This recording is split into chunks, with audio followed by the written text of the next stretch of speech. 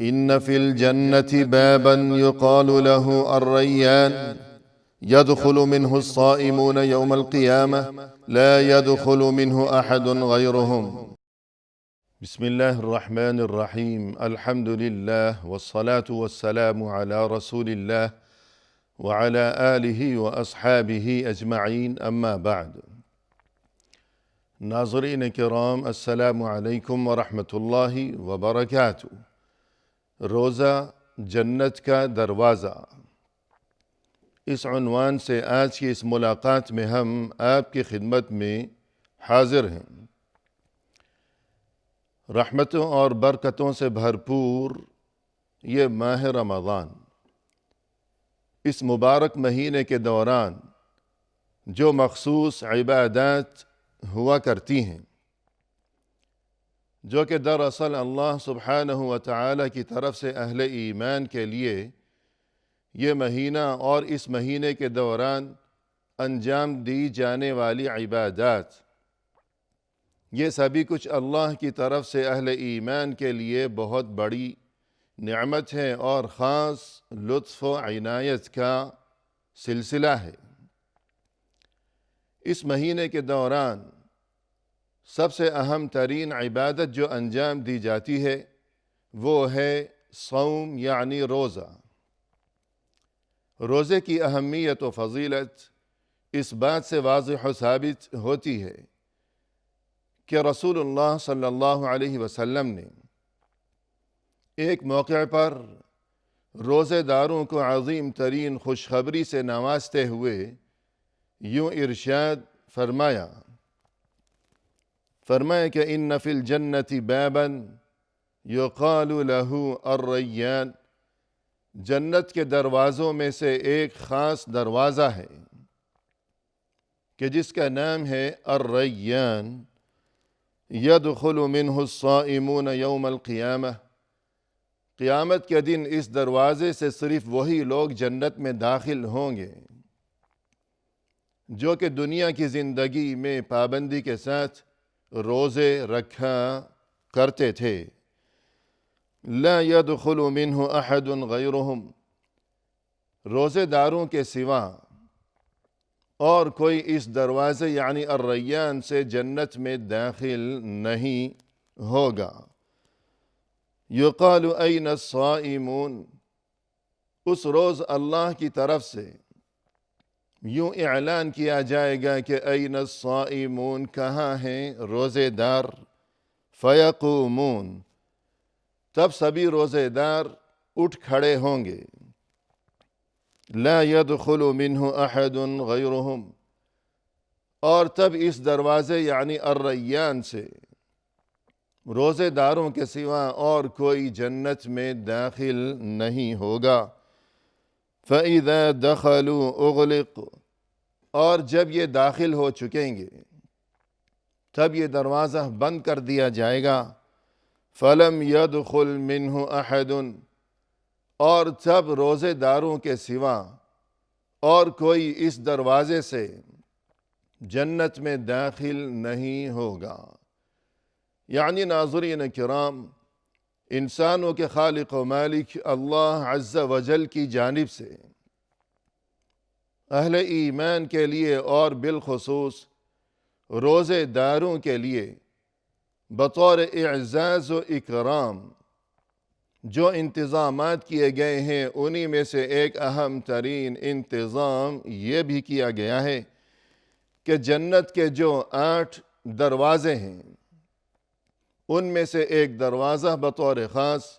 روزے داروں کے لیے ہی تیار کیا گیا ہے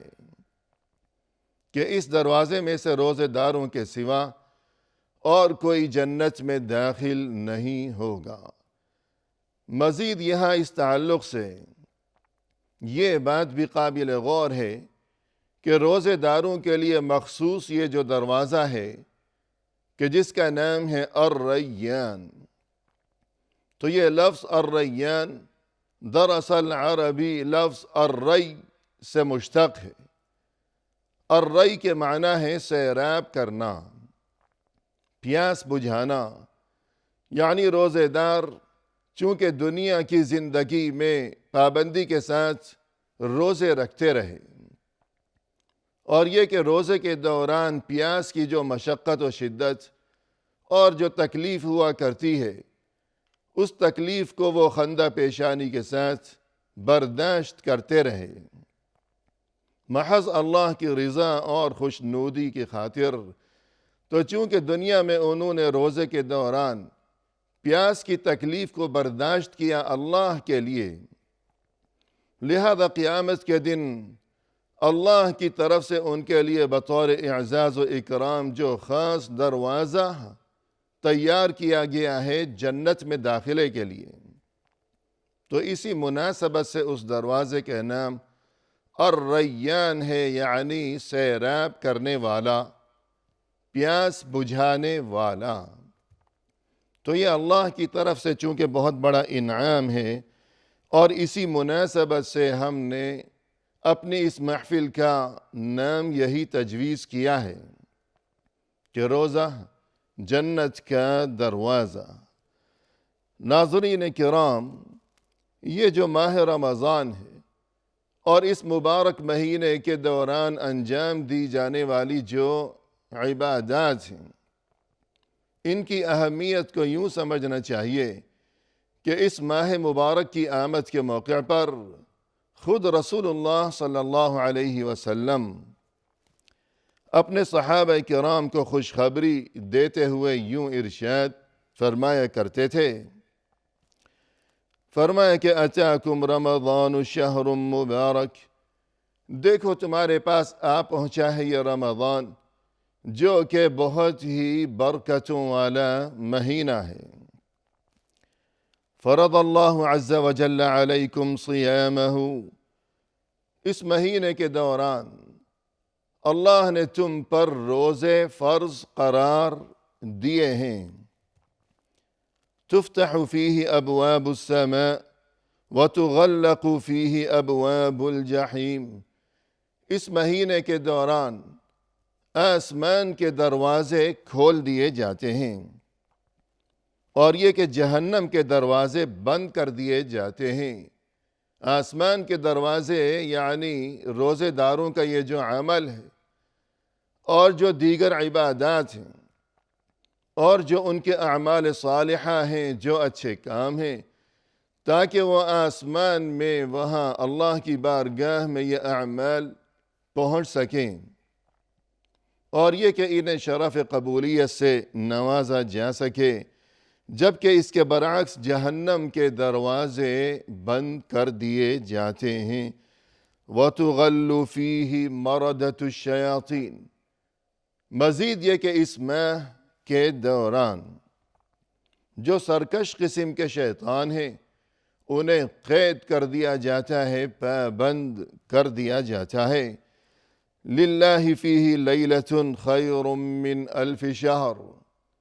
اس مبارک مہینے کے دوران ایک رات ایسی ہے کہ جو 1000 مہینوں سے بہتر ہے، یعنی اس ایک رات میں جو کوئی اللہ کی عبادت انجام دے گا تو اس کے لیے جو اجر و ثواب ہے وہ اگر کوئی 1000 مہینوں تک مسلسل عبادت میں مشغول رہے تو اس کے اجر و ثواب سے بھی بڑھ کر ہے، وہ اجر و ثواب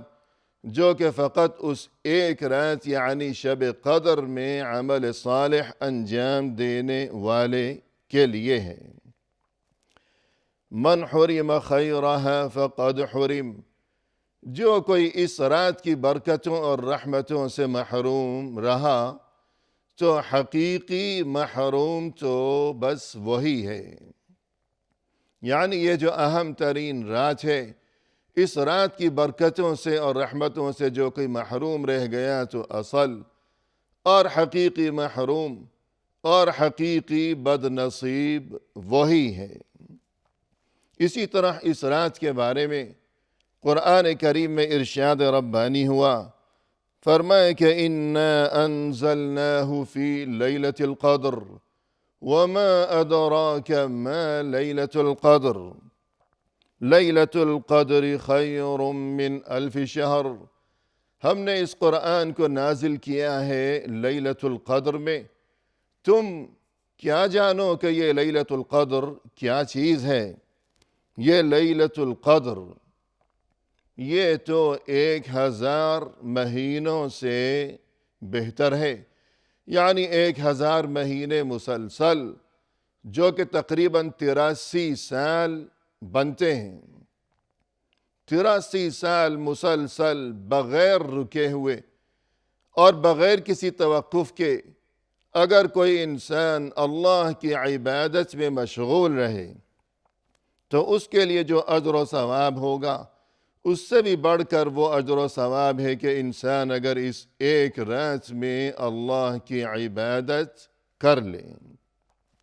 اور یہ رات بھی چونکہ اسی ماہ مبارک کے دوران ہے، لہذا اس سے اس ماہ رمضان کی فضیلت و اہمیت اور اس کے مقام و مرتبے کو خوب سمجھ لینا چاہیے۔ تو یہ ماہ مبارک جب اس کی فضیلتوں اور اس کی عظمتوں کی یہ صورتحال ہے تو پھر اہل ایمان کو چاہیے، ہر مومن کو چاہیے کہ وہ اس موقع کو ضائع کرنے کی بجائے اور خواب غفلت کا شکار رہنے کی بجائے اس قیمتی ترین اور مبارک ترین موقع سے فائدہ اٹھانے کے لیے مکمل فکر و جستجو کرے اور کوشش اور محنت کیا کرے کہ نہ جانے زندگی میں پھر آئندہ کبھی رمضان اور یہ مبارک ترین شب و روز اور یہ لمحات نصیب ہو سکیں، یا اللہ جانے کہ کیا معاملہ ہو جائے گا۔ قرآن کریم میں فرمایا وَمَا تَدْرِي نَفْسٌ مَاذَا تَكْسِبُ غَدًا، کسی کو نہیں معلوم کہ کل اس کے ساتھ کیا ہونے والا ہے۔ رسول اللہ صلی اللہ علیہ وسلم نے فرمایا رغم انف امرئ دخل علیہ شہر رمضان ثم خرج ولم یغفر له، ذلیل و رسوا ہو جائے وہ انسان جس نے رمضان کے مہینے کو پایا پھر یہ پورا مہینہ گزر بھی گیا، لیکن اس کے باوجود وہ خود کو اللہ کی طرف سے مغفرت و معافی کا مستحق نہ بنا سکا۔ تو ہمیں اپنا جائزہ لینا چاہیے اور اپنے عمل اور رویے کو ٹٹولنا چاہیے کہ ایسا نہ ہو کہ خدا نخواستہ ہمارے ساتھ یہ صورتحال نہ ہو جائے کہ رمضان کا مہینہ آیا بھی اور یہ کہ مکمل گزر بھی جائے اور ہم خود کو اللہ کی طرف سے مغفرت کے حقدار اور جنت کے حقدار اور جہنم کی آگ سے نجات کے حقدار بنانے سے کہیں محروم ہی نہ رہ جائیں۔ قرآن کریم میں فرمایا کہ شہر رمضان الذي انزل فيه القرآن هدى للناس وبينات من الهدى والفرقان، کہ یہ جو رمضان کا مہینہ ہے یہ تو اس قدر اہم اور اس قدر عظیم ترین مہینہ ہے کہ اس مہینے کے دوران قرآن نازل کیا گیا، وہ قرآن جو کہ لوگوں کے لیے ہدایت کا ذریعہ ہے، اور وہ قرآن کے جس میں اللہ کی طرف سے صاف صاف اور واضح آیتیں ہیں، اور وہ قرآن جو کہ فرقان ہے،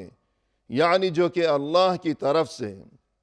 ہمیشہ کے لیے حق و باطل، درست اور غلط، اور یہ کہ خیر اور شر کے درمیان فرق اور تمیز کر دینے والی کتاب ہے۔ رسول اللہ صلی اللہ علیہ وسلم نے ارشاد فرمایا الصلوات الخمس والجمعة إلى الجمعة ورمضان إلى رمضان مکفرات لما بینہن اذا اجتنب الکبائر، کہ دیکھو یہ جو 5 نمازیں ہیں روزانہ اور اسی طرح ایک جمعے سے دوسرے جمعے تک، پھر مزید یہ کہ ایک رمضان سے آئندہ رمضان تک یہ تمام چیزیں، ان کے درمیان کے عرصے میں اگر انسان سے کوئی گناہ سرزد ہو گیا ہو تو یہ چیزیں ان گناہوں کے لیے معافی کا سبب بن جایا کرتی ہیں، بشرطے کہ انسان بڑے گناہوں سے کہ جو گناہ کبیرہ ہیں ان سے بچنے کا اہتمام و التزام کرتا رہے۔ یعنی ایک انسان نے اگر نماز پڑھی ہے پھر اس سے کوئی گناہ سرزد ہو گیا تو اب دوبارہ جب نماز کا وقت آیا اور اس نے نماز پھر پڑھی ہے تو یہ گناہ جو کہ دو نمازوں کے درمیان اس سے سرزد ہو گیا ہے تو یہ گناہ ان دونوں نمازوں کی برکت سے معاف کر دیا جائے گا۔ اور اگر ایسا گناہ ہے کہ جو نماز کے باوجود معاف نہیں ہو سکا کہ کچھ اونچے درجے کا کوئی ذرا نسبتاً بڑا گناہ ہے تو ایک جمعے کی نماز اس نے پڑھی ہے، پھر دوسرے جمعے کی نماز بھی اس نے پڑھی ہے، تو یوں دو جمعوں کے درمیان ایسے گناہ اگر اس سے سرزد ہو گئے ہوں کہ جو پانچوں نمازوں کی بدولت بھی جن کا صفایا نہ ہو سکا ہو، تو اب ایک جمعے سے دوسرے جمعے کے درمیان چونکہ اس نے دونوں جمعے پڑھے ہیں اور نماز ادا کی ہے جمعے کے دن، تو جو گناہ ہو گئے ہوں تو وہ معاف ہو جائیں گے۔ اور اگر اس سے بھی کچھ بڑے درجے کے گناہ اس سے سرزد ہو گئے ہوں کہ پانچوں نمازیں بھی پڑھیں پھر بھی وہ معاف نہیں ہو سکا کوئی گناہ، اور ایک جمعہ پھر دوسرا جمعہ بھی پڑھا، یوں سال بھر کتنے ہی جمعے وہ پڑھتا رہا لیکن وہ گناہ کچھ مزید بڑا ہے اور وہ معاف نہ ہو سکا، تو اب ایک رمضان کے روزے اس نے گزشتہ سال رکھے تھے اور اب دوبارہ اس نے اس سال رمضان کے اگر روزے رکھے ہوں تو اس قسم کے تمام گناہ جو کہ معاف نہیں ہو سکے نہ نمازوں کے ذریعے نہ جمعے کی نمازوں کے ذریعے، تو اب رمضان کے روزوں کی برکت سے اس قسم کے تمام گناہوں سے انسان کو پاک اور صاف کر دیا جائے گا۔ اسی کے ساتھ ناظرین کرام، ہم آپ سے اجازت کے طلبگار ہیں۔ فی امان اللہ، وآخر دعوانا ان الحمد للہ رب العالمین۔